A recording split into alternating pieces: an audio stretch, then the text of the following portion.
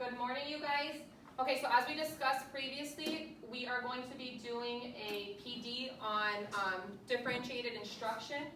And I chose to do this PD because we use differentiated instruction every day in reading class, and I think it's extremely important, especially for our new teachers, to learn and understand the importance and how we can use data to interpret the needs of our students. So you have a worksheet in front of you that says initial thoughts questions. So I would like you guys to fill that out briefly. I'll set a timer for about 5 minutes. It's just asking you basic questions about what differentiated instruction is and how do teachers differentiate instruction.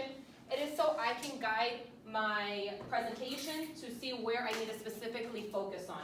So I will set that timer and I'll walk around and help you guys as needed.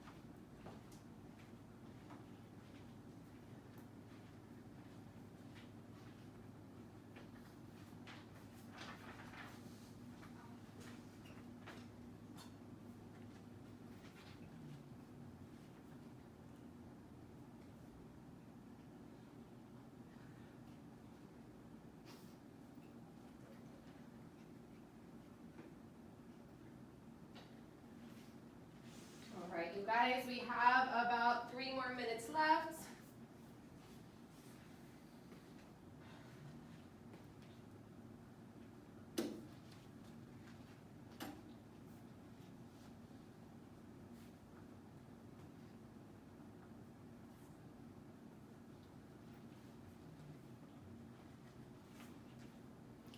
And for the new teachers, I really want you guys to take your best educated guess or how we implemented in the classroom for the last few weeks. And I want you guys to really answer the questions to the best of your ability. There's no right or wrong answer at this point.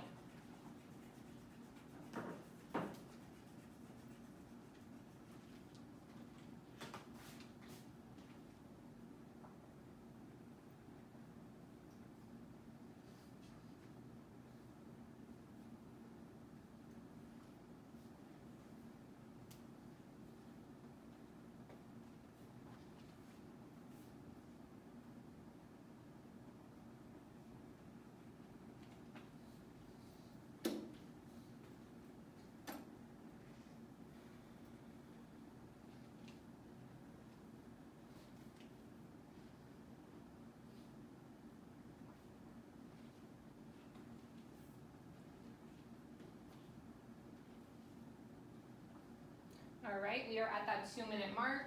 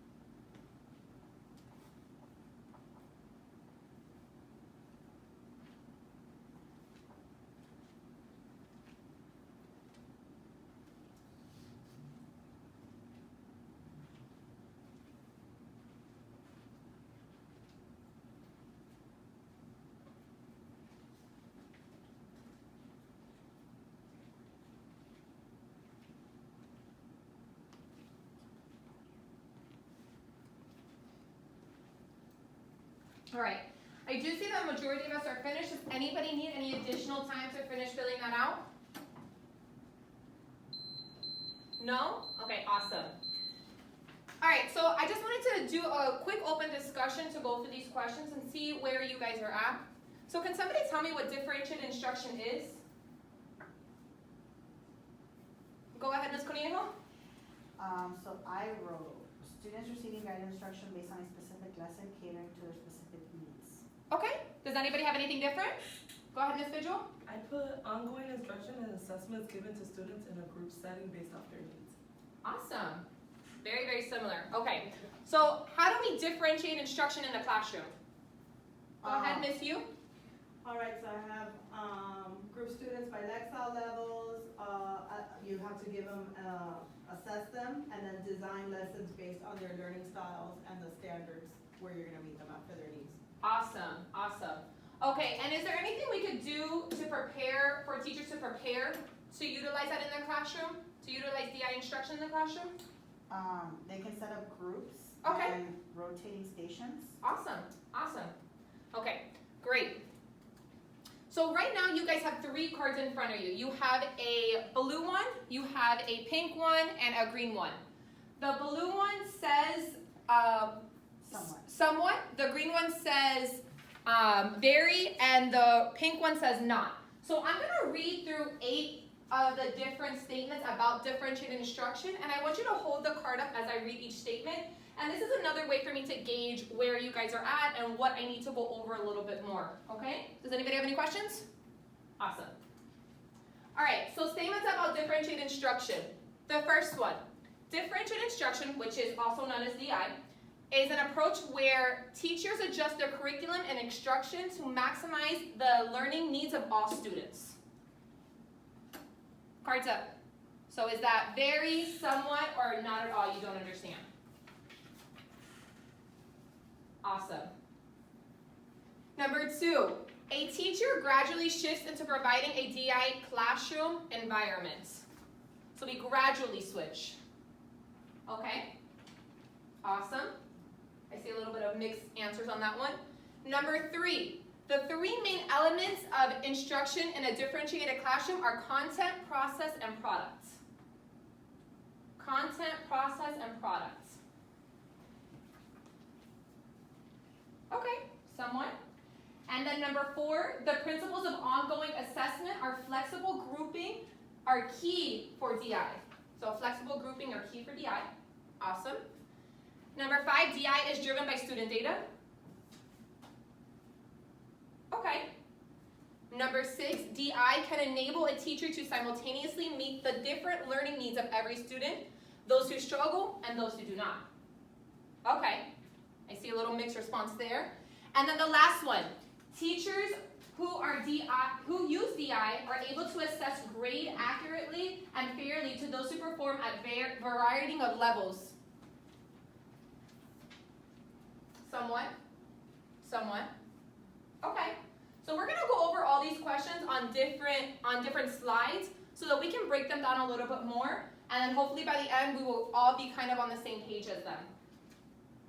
So what is differentiated instruction? So some of the points that some of us made here are actually as what I have listed. So differentiated instruction is the process of creating lessons to meet each student's individual interests, needs, and strengths. Teaching this way gives the students flexibility in how they learn, and it helps the teacher personalize learning. This method also requires instructional clarity and clearly defined goals for learning, and it's better enabling the students to meet those goals, right? So as we go through and we look at all the different things, and we look at the standards that need to be met, and we look at our pacing guides, we really zone in, right? And we break it down to how we are going to meet the needs of our students, okay? And as we do that, we know that Johnny cannot do it in this manner, or he does not have the ability to do it in this manner, so what do? We alter it, and we bring it down a level so that they're still meeting that goal, so they still meet that standard, but it's at the level that they can perform at, okay? So the ways that you can differentiate instruction. So we only had 3 listed above, and I saw that it was somewhat, and I had some people say that they agree with it. But I actually have 4 ways that we could differentiate instruction. I have content, I have process, I have product, and I have environment, okay? So what do we think that, how can we differentiate instruction through content? Can somebody tell me? What do you guys think? Go ahead, Miss Yu. I think it could be the same content. Let's say they're learning about whales, but then I find them each a different level of whales. Awesome. So the content is the same, but the levels are different. Okay. Like style. So teachers focus on the objective of the lesson, just like Miss Yu said, where we would focus on whales, for example, and then we provide students with flexible options about the content they study to meet the objective. So as we use in the Read 180 system, we're all doing independent reading, but that independent reading is at their varying lexile levels to ensure that they can meet their independent goals, right? Awesome. So what about the process? How can we differentiate the process? Does anybody know? No? Okay, that's cool. So let's see. Teachers can differentiate how students learn, right? So we can group students together in one way. Another is varying the way that concepts are taught, such as visual, auditory, or kinesthetic learners, for example. So we do this a lot in our inclusion classes, right? When we have those students that have IEPs and they need specific goals or they need specific instruction. And I think that's extremely important. But we could also utilize that. It doesn't have to be in an inclusion class. We could utilize that in, is it not recorded? Oh. We could utilize that in a regular classroom, right? And a whole group, because these are important for us to know our students as we go on and we process and we learn how they can. We have some students, unfortunately, that cannot write. And so the only way for us to assess them might be an oral presentation, correct? So that's the process. Now what about products? What do we mean, what are we talking about when we differentiate the products? I don't know if I'm right, but maybe it could be like a student gives a written response and then it could be like a verbal response. Awesome, exactly. That's exactly what we do. So this applies to the types of assignments students create. So the product could be a written report, a story, a song, a speech, or an art project, right? So if we're having them analyze a poem, we might see that, or a song, right? We might see that one student likes to really get into that poetry or that songwriting, and we can have them focus on that. Or we see another student's strengths is writing essays. And so we can have them write that essay so that we know what their strengths and weaknesses are. So it's really important that we know each student individually. What about that last one, environment? We talked about that a lot earlier today, actually. Is that the classroom? That is the classroom. Environment is the classroom. So we can change physical things in the classroom, like how desks are set up and arranged. This is exactly what we did today. We focused on making groups today, right? And then, or where students can sit. So sometimes, I know right now because of COVID guidelines, we don't do that, but usually we have either bean bags around in the classroom, we have different seats where they could use and sit, and that's important too. Another thing that Mr. Murat, our principal, likes us to do is to take them outside, right? So I know with the Read 180 program that would be a little hard because we do have to utilize that technology. But when we have the whole group lessons, we could do that lesson outside, as long as it can be enabled and adapted into that. So different environments are sometimes really important because the students sometimes need to change the scenery, right? So I think that's one way that we could start implementing that into our classroom settings. Does anybody have any questions so far? No? Okay. So why is differentiated instruction important? Why is it important, you guys? Because you meet the levels of every child. 'Cause you- and their needs. Exactly, so you meet the needs of every child. You don't just meet the needs of the low students, that's not the point, right? The point is to meet every student's level. So whether they are the higher levels and we supplement them with something else, whether they're the lower levels and we try to work with them one-on-one, that's what differentiating does. So DI allows us to give students the support they need instead of lumping together in one big group. So that is why we have, in reading, we separate them into 3 groups, right? And we usually do it by their levels and what they need. So that's extremely important. Differentiated is also student-centered, right? So when we don't do differentiated instruction, we don't do DI instruction, we usually center it around the teacher, what the teacher wants to create, the lesson plan that they want to implement. But when we do DI, right, you center it around the students. You center it on the needs of the students and what exactly they need. Smaller groups make it easier to see who has mastered the lesson goals. And that's another thing we spoke about today. With Miss Yu, how Miss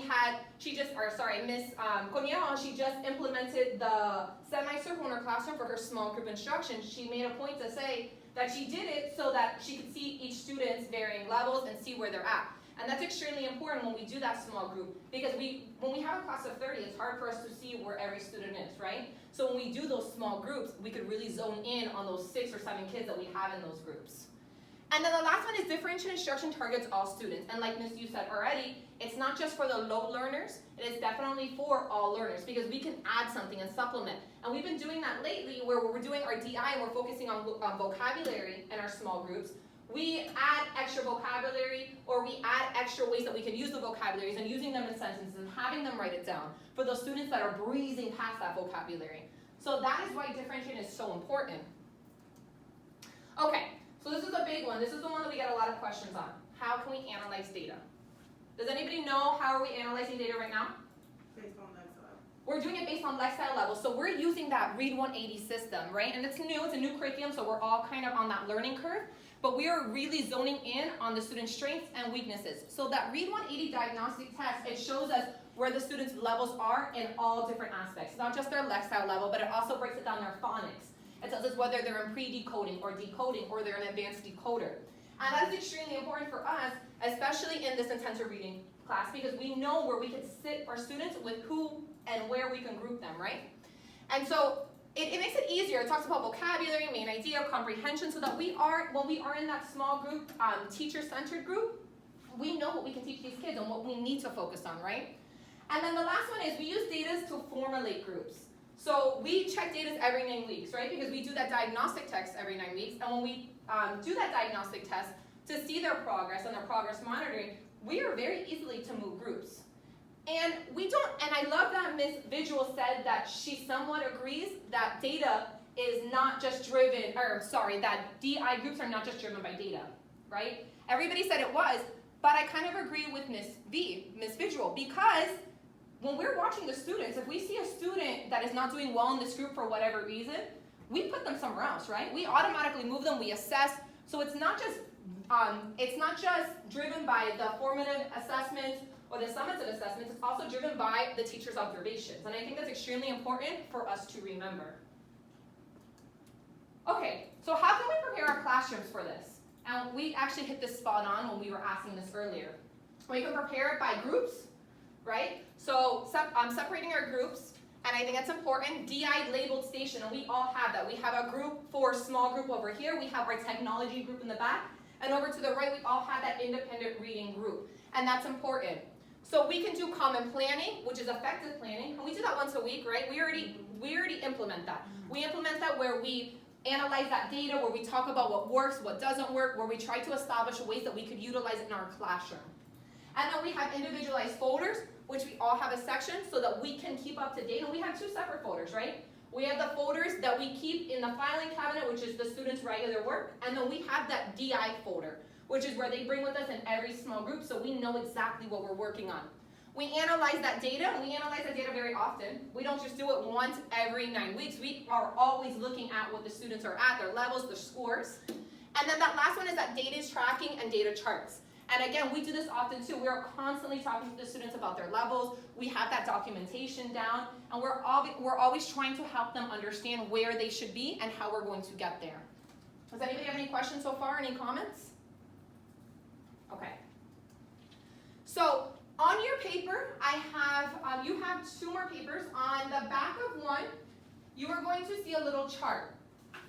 And it is for us to differentiate between what's a traditional and a regular, and a differentiated instruction classroom, okay? So I wrote what a traditional classroom was down for you.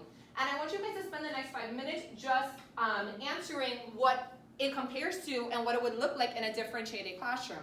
So I'm gonna set my timer and I'm gonna walk around, and then we will share in just a few moments about what we chose and see how we can differentiate the classrooms.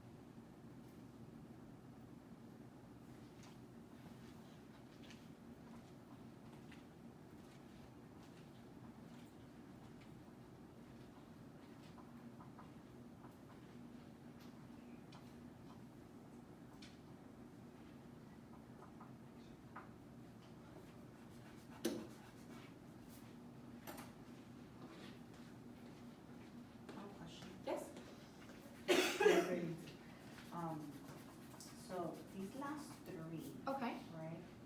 So all students assign the same task, and then fair means students work on the same task. So I'm gonna actually pull up a picture. Okay, Miss, you cool. just pulled me over about that. So I'm gonna pull up a picture on the projector, Okay. and we're gonna talk about that now. So that's a great question.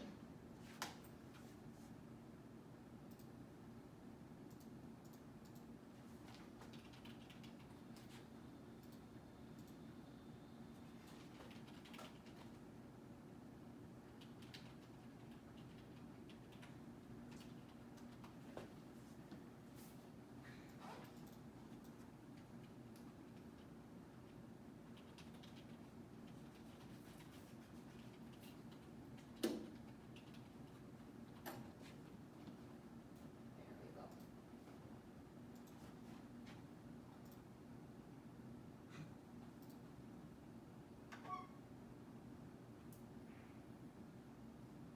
Let me see if I can zoom in a second.